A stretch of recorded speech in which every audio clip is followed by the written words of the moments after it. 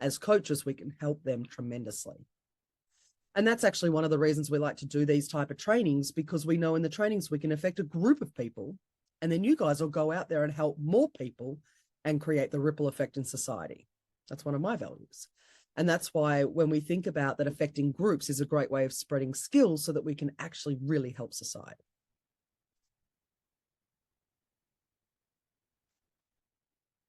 Now, the reaction to stress is anything from the certain and unchangeable system that 4 has built, and if that's threatened.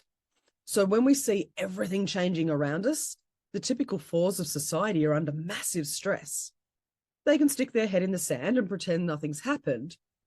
But when it actually hits them eventually, because guess what? Changes are happening rapidly. Whether we are conscious of it or not, changes happen. And you'll see that with the new technology everywhere. It's happening everywhere at different rates in different countries. It's not the same in all areas of the world, but all these changes are massively stressing the 4. Mild stress will make the 4 become hostile. It could be covertly hostile, while at the same time they're afraid of expressing the disagreement. You won't have an open discussion with a 4 in a conflictual situation, because 4 are poor at conflict. So in fact, if they've got something to say, they'll write an anonymous letter signed concerned citizen. They won't have the balls to stand in front of you and say, this is wrong, I'm unhappy with this. A 4 will never do that. They can't. They're afraid of expressing disagreement, even though they have disagreement, because things are not the way they used to be. They're simply not right, and they'll do more of the same righteous behavior, hoping that it's going to get better. But if this doesn't reduce the amount of stress and alleviate their negative emotions, they'll start being hostile to lesser people.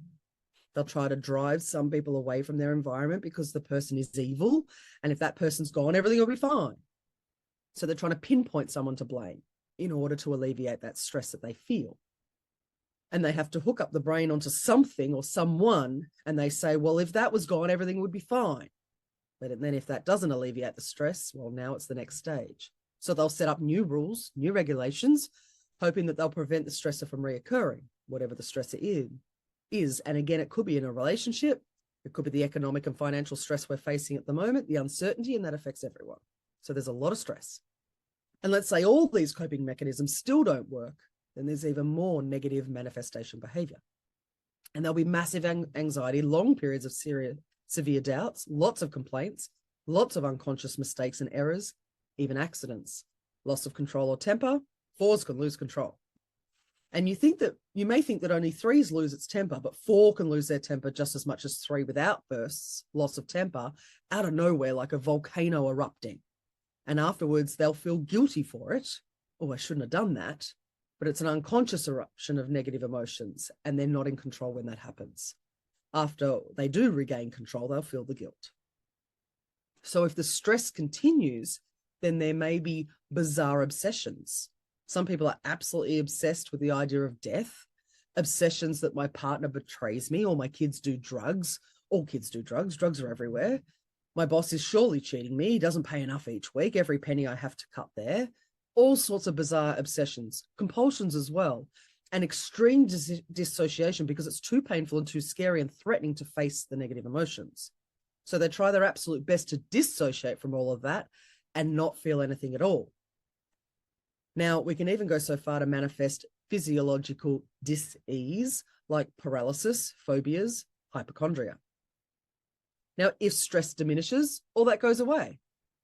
But if the stress continues for a longer period of time, and unfortunately we encounter a lot of stress, then other forms of pathology can occur. So if you think of the universal model of change, and the 4 is sliding towards C because it's a lot of stress, sliding, and we're almost at C, almost at crisis point. So the 4 will still try to go back. We don't have any new strategies yet, but we're trying to go back and do things even better. And a person in this situation becomes even more righteous. Around their household, they'll do their tasks and chores even better. They'll fix the house. The level 4 breadwinner, which is traditionally the man, will go and do everything right and make sure everything's right at work. The wife at home cleans everything and polishes and paints and repairs the house. And the student will attempt to learn every significant detail of everything. So not to miss the point. So they effectively throw themselves into everything, doing the same old strategy of doing everything right. even more.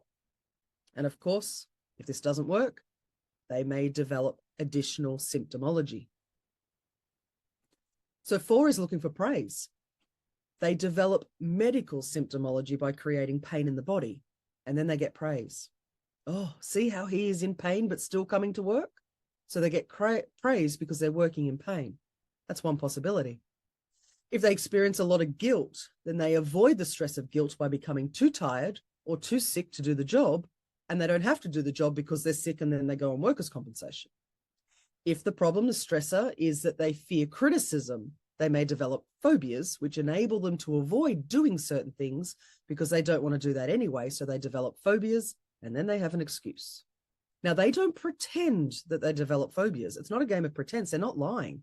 They actually really do create phobias. Fear of intimacy can become a phobia if intimacy is a problem. It works the same way for both genders and for transsexual people and for gay people. It works the same way because it's all values level 4. There's no difference. Another time when 4 can use a phobia as an exit out of a stressor is when they have to do something where they've previously failed. They did something and they failed and they are absolutely terrified of making mistakes. They don't want to make mistakes. And if they fail, well, that's a disaster. 5 goes, yeah, okay, I failed 999 times. Oh, well, and then I discovered the light bulb. 5s are not afraid of making mistakes. Okay, we'll try this. Okay, we've made a mistake and we learn and we move on. 4 would rather not try than make a mistake. So let's say that the stressor is that 4 must make a decision. It's a set of circumstances where they must make a decision, where they cannot avoid making the decision on their own without help from the authority, from the book, from the set of rules. And then they even create a short-lived depression so they don't have to make a decision. Because in depression, they punish themselves for being angry that the rightful authority has left them to make the decision on their own, and they know it's not right to be angry. So until now, they didn't have to make any decision. It was all written in the book. They were told what to do. They didn't have to think and didn't have to make decisions for themselves. So 4 is the level where you don't have to think. Someone else is thinking for you. You're just being told what to do, what to eat, what to think. It's very simple. It's all served on a silver platter. You may have some choices, of course, but it's a very secure and unchangeable situation.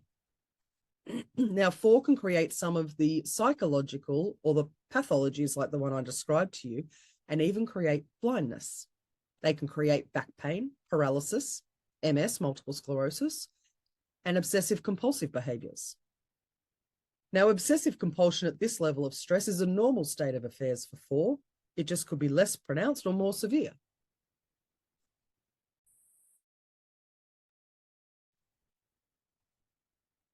There are times when obsessive thoughts and behaviors become bizarre. They may even have delusional behavior. It's relatively rare, depending on how it arises, but 4 doesn't make a decision, turns to the authority, doesn't want to be wrong, but if the authority doesn't give them the support they think they're entitled to, then they may create delusions. I'm persecuted by the system. They have something against me, and I did everything right. So the ultimate solution, if everything's too much to handle and the person's not at point C in the universal model of change, then depression is the ultimate solution because they can make an agitated display for approval. It's a cry for approval hidden by the depression because they feel like the approval they used to have and crave, they'll never get it, and they're losing that approval. So you can see the parallel where 3 would lie and cheat, and now the 4 are sacrificial and seeking approval. As a coach, or even in your own life, you can solve a lot of problems when you let go of the luggage of the strings of the energy that's caught in a certain values level and keeps you stuck in the energy and doesn't allow for progression, which could be possible otherwise, given the environment. So to coach and manage values level 4, coaching and environmental will create the form of management congruent with their psychology, whether it's business, whether it's education, whether it's coaching one-on-one, relationships, sports, doesn't matter. And it effectively goes like this. I talk, you listen, and I tell you what to learn, and you learn it. You don't get to ask questions. You just memorize what I tell you, and that's it. You don't get to think on your own. There is no such thing. This is it, and this is how you learn it, and you'll verbalize it back to me, and we're all good. I'm drilling it in your head. Now, that's what the traditional teacher would say. You take the exams and show me that you can say exactly what I said, and this is it. Questions are not allowed. 4 says if you question, there'll be repercussions. If you don't know exactly how to reproduce exactly what I taught you in the classroom with exactly the same words that I gave them to you, you're not going to pass. And that's the unfortunate multiple choice type of exam, because all you're required to do is pick a choice. You're not required to think. You're not required to think why that's right and that's wrong or ask any questions. Multiple choice is just another system. The organizational structure in form is a pyramid shaped, somebody on the top, somebody underneath, another layer, another layer, another layer, and then eventually the bottom of the pyramid. It's very rigid, ordered, and based on superior-subordinate relationships. There's no such thing as we're both human beings, sit down, let's negotiate. Let's find a solution to the problem. That doesn't exist in 4. Participatory management. Nope. The boss comes in, barks the orders, and that's it. No discussion, no questioning. Discipline must be swift for everybody who breaks the rules. There's no soft, warm, fuzzy human relationships here. And 4 will say, you have no rights and it's all for your own good.